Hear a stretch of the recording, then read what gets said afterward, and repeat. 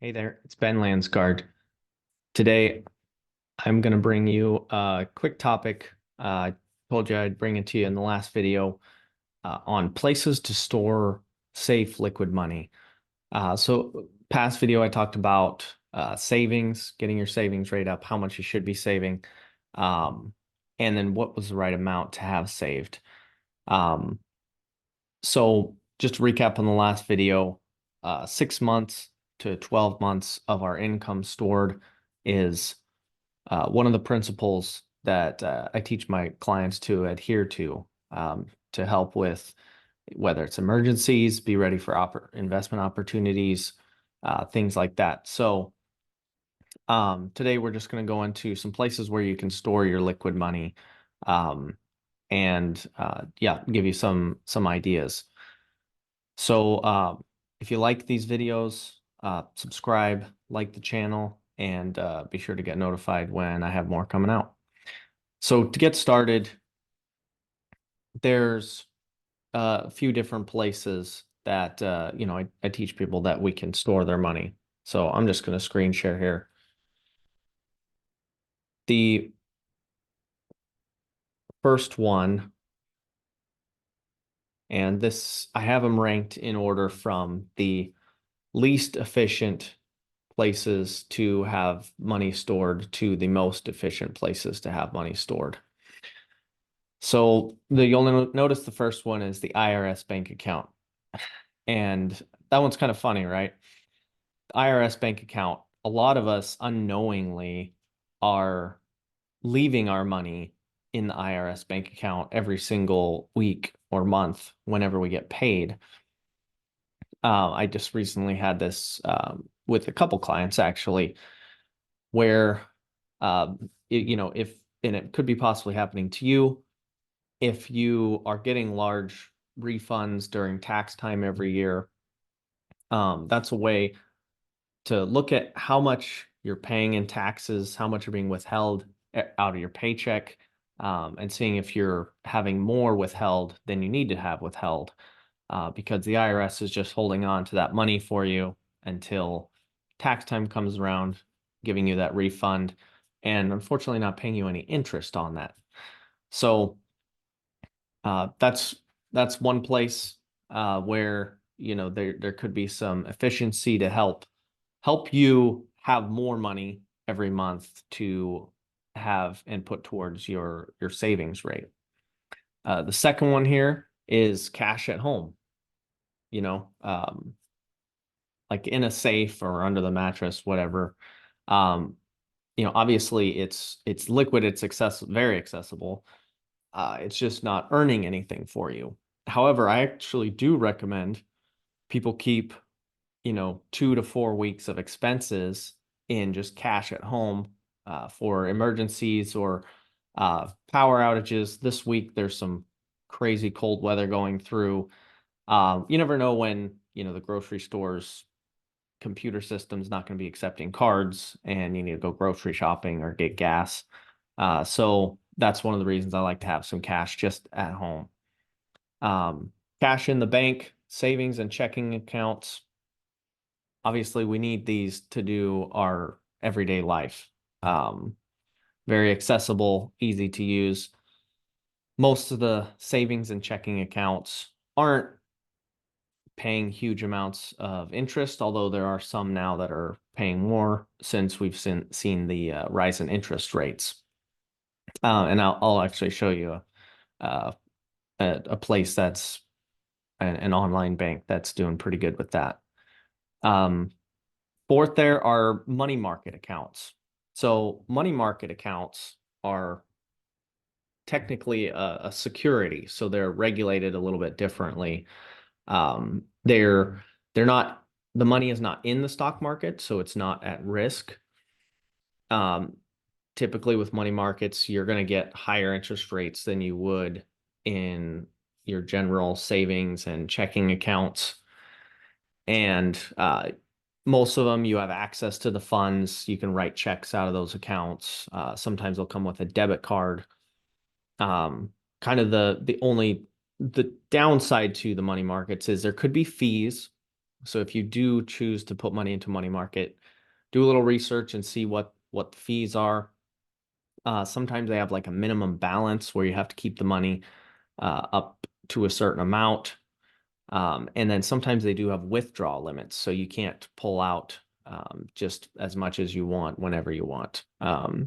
So if you're looking at money markets, make sure you're checking some of those stipulations. A lot of money market accounts are FDIC insured for up to 250,000. So if that bank does go down, it is insured up to 250,000. So you do have a level of protection there as well.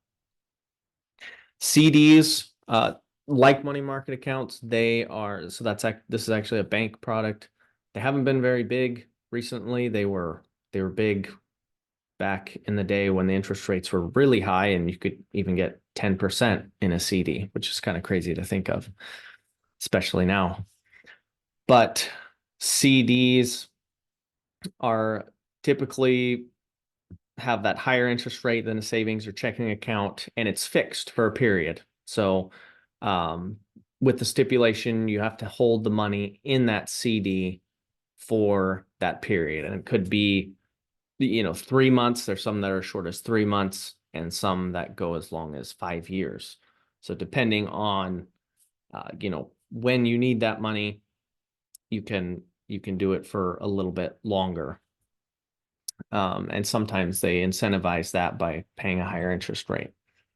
There are early withdrawal penalties on a lot of CDs. There are some that don't charge an early withdrawal penalty. So the money's not easily accessible without paying some fees. And then with all of these, cash in the bank, money markets, and CDs, any interest that is earned is all taxable. So you'll get a 1099 at the end of the year from the bank or brokerage house showing what you've earned, and you do have to pay taxes on the interest. And then the last one down here is the life insurance cash value. So cash value in permanent life insurance, specifically whole life insurance, the cash inside of the policy, it grows at a guaranteed rate. So it's typically 3 to 4%. For as long as you have the policy. The growth inside the policy is tax-free, so you don't pay taxes on the earnings in the account every year. And it grows, and this is where it's a little bit confusing, is the cash actually grows at a contract rate. So what that means is, by contract, the life insurance company guarantees that the cash value will equal your permanent death benefit at age 121. And that's when it says it reaches maturity. The other thing with life insurance cash value that you get is you do get a permanent death benefit. So you get the protection side of it that gives you a death benefit for your entire life to age 121. Unlike term, where it's a short term, whole life is guaranteed until age 121. The other thing you get with the life insurance cash value is the disability protection. So if you become disabled, the life insurance company will actually pay your premiums for you until age 65, which is a pretty cool value add that they put on there. Most banks are not going to give you that if you're consistently putting money into a savings account or money market and get disabled. The bank is not going to guarantee that the money keeps flowing into that account. The other thing with life insurance cash value is, in most states, the cash that's inside of the policy is protected from creditors. So if you do get sued, the cash value is not not visible to creditors and lawsuits. So it's protected in that way. It can't be seized by someone. That's not in every state, but in most states, that is how that works. So there's a few different options there. The other thing with life insurance cash value is the money is accessible and it's liquid within about 5 to 10 business days if you request cash from the policy.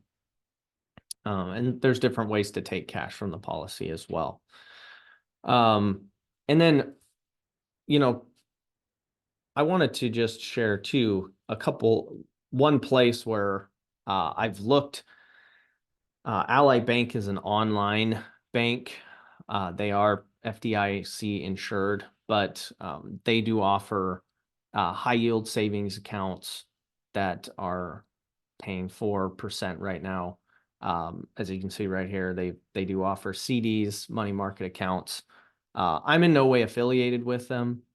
So if you decide to use them, I don't get any kickback or anything. It's just a place that some clients have been using, moving their money from certain accounts that they aren't earning very much interest and actually getting some little bit of growth on their money. So if you're looking for a place, a CD or a high yield savings account or money market, they do offer them. Again, just recommend you look at how the fees are structured, how the accounts work, if there's a minimum amount that has to stay in the account, all those little stipulations. So that's all I had for today. Hopefully this was useful for you. If you have questions, feel free to reach out. If you want to learn more about principles-based planning and how I help people create financial independence, you can find my meeting link on my YouTube channel. And if you like these videos, just like and subscribe and continue to get notified when they come available. All right. Thanks.